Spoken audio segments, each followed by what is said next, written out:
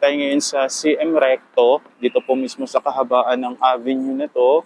Dito po ako sa may tapat ng SM. At ito nga po, we'll be having an update dito po sa isa sa City Central Business District po ng Lungsod.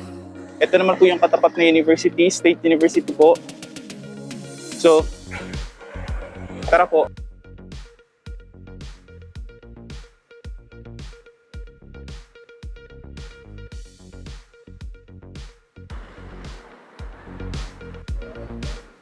So ito guys, ang first na i-content po natin for today is yung Gateway Tower, the Twin Tower po. So ito pong Gateway Twin Tower. So para sa kalaman po ng lahat, ito pong Gateway Twin Towers po is a 8-story mid-rise Twin Tower office complex.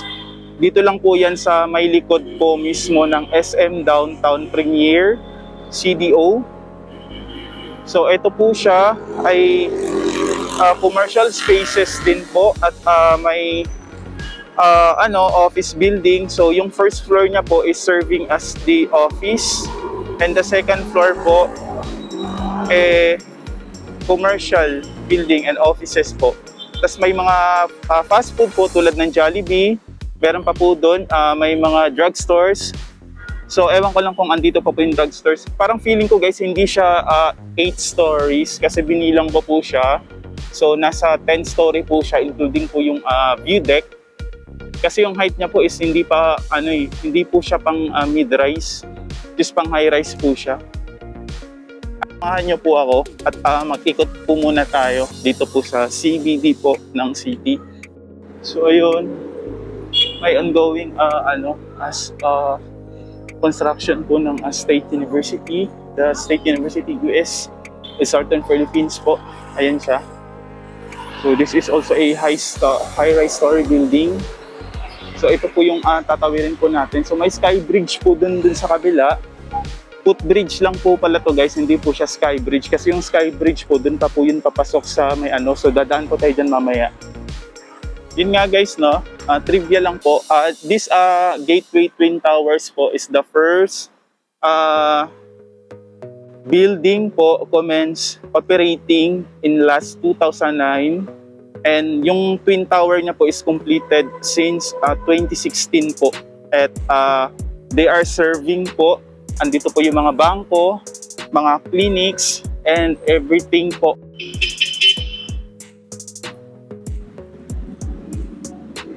So itong building na po na to may drugstores nga, may mga bangko like Watsons, may Citibank, and then fast food po which is the Jollibee. Doon na po yung kanina, dinaanan na po natin. At may actually may government and corporate offices po sa upper floors neto, sa taas po neto from pupunta po tayo doon mamaya. So ipapakita ko po sa inyo. So tara. At ang isusunod naman po natin ay ang Lemketkay Lux Hotel. Ngayon sa kalsada guys. Sorry guys kasi wala po akong mag-press 1 kasi tayo po ako dun sa loob. So eto po yung Lemketkay Lux Hotel po guys is a tower hotel that is located here mismo po sa loob ng complex na to. At ito po yung first high-rise in the city po of Cagayan de Oro. At it is the tallest building po until the completion of Centrio Tower. Since Centrio Tower po guys is andun po yun sa may Ayala complex po, dun sa may tapat po ng Gaisano City. At until 2016 po naging tallest high-rise building po itong 5-star Lemketkay Lux Hotel dito po mismo sa CBD na to. At actually guys, ang proposed stories po neto is dapat 21 floor Twin Tower. Pero yung isang tower po is nag-change po siya into 19 stories. So ito na po yung 19 story. At trivia nga po ulit guys, itong Lux Story Hotel po ay landmark po ng city, which is the solid gold resembling po of Cagayan de Oro as the city of golden friendship po. Iconic structure. Isa po siyang iconic structure building po dito po sa CDO. Then ang Tower 2 po niya is naka-on hold pa po, which is to add for another 216 guest rooms and 36 floors po, which is the soon to be the tallest building po in downtown area. Pero naka-hold pa po siya kasi gawa ng hindi ko rin po alam kung bakit naka-hold. So itong Lux Hotel na to nag-open po siya noong 2013 po. So tara, ang susunod po natin ay yung kabilang high-rise story building naman po. So tara, punta tayo sa kabila. So ito siya guys. Is a 19th floor. Ang ganda ng niya kasi ang ganda ng tapos sa akin si Kuya. So pupunta po tayo doon at kailangan lang po nating tawirin yung kahabaan nito.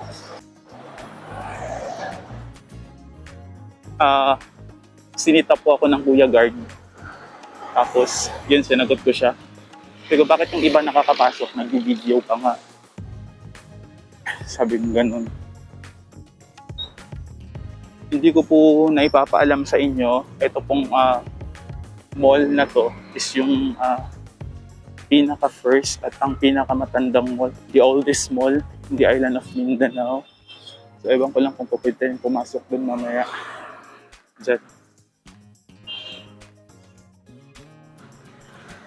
Yan, ito po yung kauna-unahang Starbucks in the island of Mindanao. Ayan yun. Tara guys, malapit na po tayo sa doon sa kabilang 26 story by Vistaland, the first high-rise building Vistaland outside Luzon. So ito po yung Shopwise. It is a 2-level hypermarket. No-operate po siya ng Roadstan Supercenters Incorporated. Ayan, hindi po tayo pwedeng pumasok dito guys. Tapos, is one of anchor store po ng mall complex na to. Ito siya, dito. Ayan. Sa second floor po na ito guys, hindi po tayo pwedeng mag-video. And then, ito, Philippine Airlines.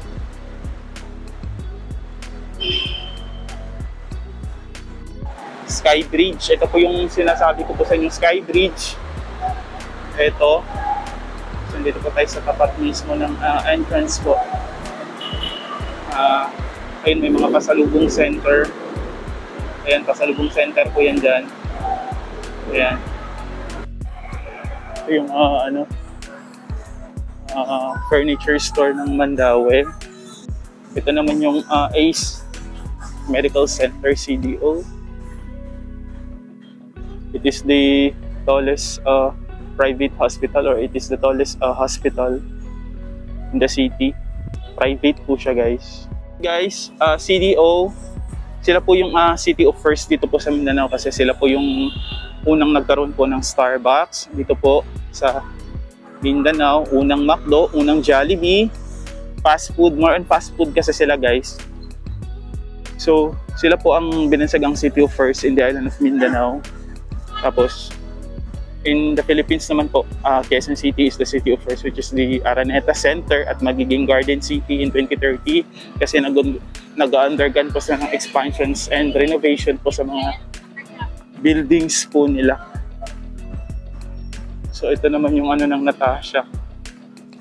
Ako ni Kuya, bawal daw mag-video dun sa nila. Dun sa hotel na yun.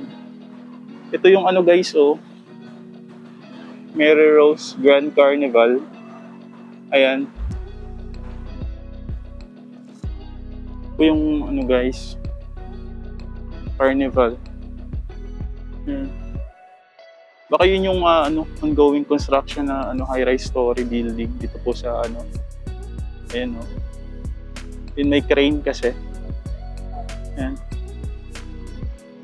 The Loop Towers. It is a twin tower po guys. Pero ito po yung nauna, completed po siya noong 2020. Tapos yung South Tower po is naka-hold siya. Ito po yung katabi niyan. So ayan yung katabi niya. Diyan puntahan po natin. So ito po consists of a 26-story high-rise twin tower, which is the North Tower. Ito po yung natapos na North Tower. Trivia, ito po yung kauna-unahang high-rise condominium outside Metro Manila, and efficiently it is connected by a walkway. So kaya po siyang lakarin kasi katapat lang daw po siya ng all home. It was developed by Vista Residences and joint venture po siya ng Lemket Kaisans Incorporation. Ito po ang kauna-unahang high-rise condominium project po ng Vista Residences, at kaya po niyang mag-accommodate ng 522 unique units, studios, 1 bedroom to bedroom daw po. So yung yung South Tower po ay naka-hold kasi hindi ko lang din sure, pero ang ganda ng niya, ang ganda ng design niya. Twin towers talaga siya. Ayan. Ano to? So ayan, ang ganda ng nito. So ayan guys, ito may mga bakanting lote pa, baka gustong gawing subdivision na naman ni ng mga Villar. Actually guys, ang daming lupain ng mga Villar. Nalaman ko lang din nung nag-tour po ako din sa kabila sa may Midtown area. So dito po yung ito po yung South Tower, naka-on hold, pero ongoing po yung nila guys. So may nagagawa. So ito siya guys, ang The Loop North Tower. Puntahan naman po natin yung all home na 4-story building. Ito lang po sa tapat niya guys. So ayun na po. Ayan. So ayoko na pong lumapit doon at baka sitahin na naman po ako. Isa po siyang 4-story building. So may gross floor area po siyang 15,000 square meters. So ayan. At katapat mo siya mismo ng katapat po siya mismo ng The Loop Tower. So ayan. So, nag-open po siya nung 2018 po. At pang 19 store po ng all home. At magiging connected po siya soon sa mall. Dito po sa mall na to. Ayan, via Skybridge or Skywalk daw po. Ayan, may Robinson. Ito po yung Robinson. Punta po tayo dun sa Robinson. Grand Caprice. Sinundan talaga ako ni Kuya kanina. Bawal daw mag-video. Sabi ko, ha? Bakit yung iba nakakapasok at nakakapag-vlog pa nga rito? Tapos ako, sabi ko, Kuya, for lang to? For promotion? Sabi kong ganun. Sabi ko, ang tindi ni Kuya, sinundan pa talaga ako. Sabi kong ganun. Parang uulan.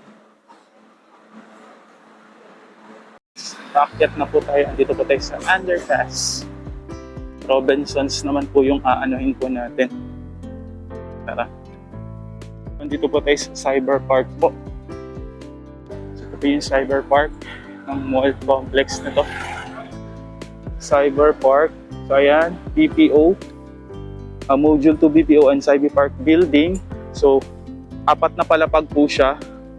May 2 basement po. So, ang area po niya is about 32,676.31 square meters with the lot size po of 16,360 square meter. So, ayan siya, may BPO. Ayun yung BPO Ubiquity. Makikita niya yan. So, may 2 basement po siya. Yung 4th floor po nito is occupied by Ubiquity, yung BPO po. Tapos, same din po sa Qualphone na occupied po nila. Yung yung GLA po nito is around 10,631.10 square meters. So ayan guys. Ito naman po yung Cyber Park Module 2 building po ng complex na to. Guards na naninita rito eh. Siyempre, hindi tayo papatalo. Pasok tayo sa Robinson guys. So ito guys, nandito tayo sa sa Robinson po. Pasok tayo sa Robinson. Family Day. At dito po tayo ngayon sa loob ng mall. Ayan, Family Day. Sa second floor na po tayo. Ito po yung kauna-unahang Robinson store dito po sa lungsod ng Cagayan de Oro. At nag-open po siya noong 2000. Tsaka yung ano guys, church. So ito po ay may home appliances, Robinsons department store, supermarket, Daiso, and then handyman at marami pa pong anchor stores, shops sa loob ng Robinsons na to. May event dito guys. So second floor po ng mall at allocated po siya in this North Concourse. So ayan.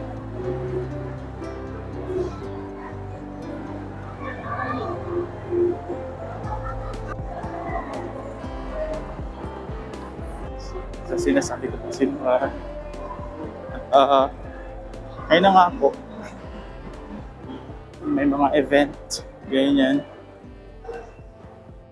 Table setting competition. Ito. May event po rito guys. Ayan. Kita ko na yung M&S store po. Ito po yung kauna-unahang M&S store or Mark and Spencer dito po sa city and the island of Mindanao po. Sila po yung kauna-unahang branch po sa island ng Mindanao. So under the store specialist of Rostan. So ayan. Sky Bridge. Ayan, a 2-story. Our Lady of Manawag Church or Chapel pala. Nagbukas po siya noong 1990s. Tapos nilipat po yung church na to or chapel na to dito po sa loob ng mall. Dito po sa may sa may South Concourse, sa may entrance po ng malapit po sa atrium. In 2014 po, nag-start po yung location dito po sa bagong location na to. Tapos naging brand new po yung chapel po dito na po sa loob ng mall na to. Actually guys, annex building po siya. Tabi po siya ng Shopwise. Ayan. So dinededicate daw po nila kay Lady of the Rosary of Manawag yung church na to. Ito kasi may upuan.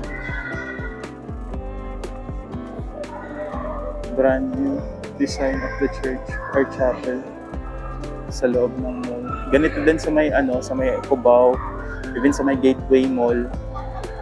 So may chapel din po doon. Hindi ko lang sure kung sa 4th floor or 5th floor.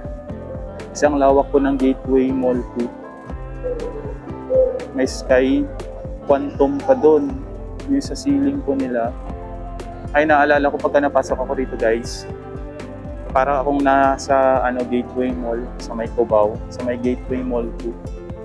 Wala pang katao-tao guys. Sunday po ngayon, tsaka may event po. Kabilaan po yung event dito sa city. So dito ako sa may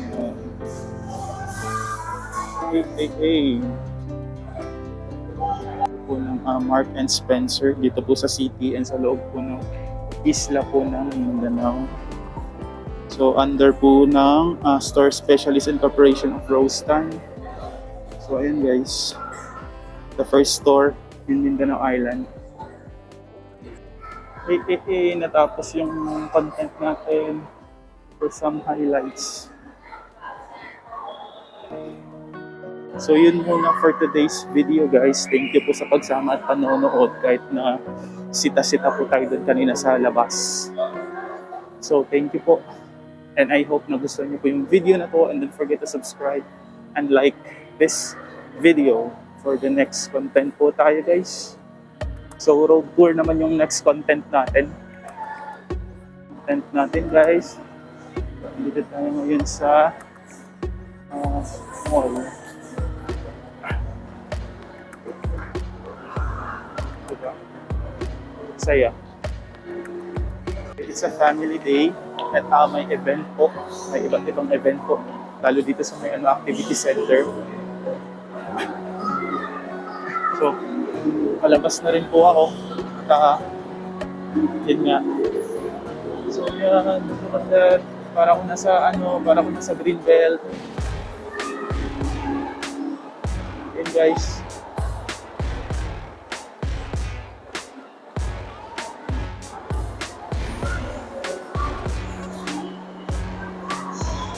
During 2003 general renovation in cooperation para po sumabay po sa modernization ng Ayala tsaka SM. So ayan guys, ang lawak ng mall na to.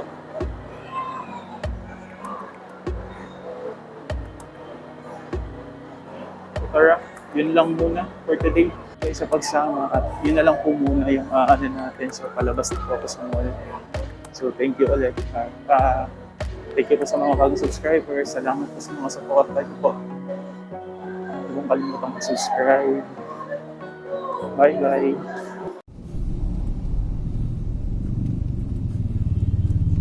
Thanks for watching, and please subscribe for more updates.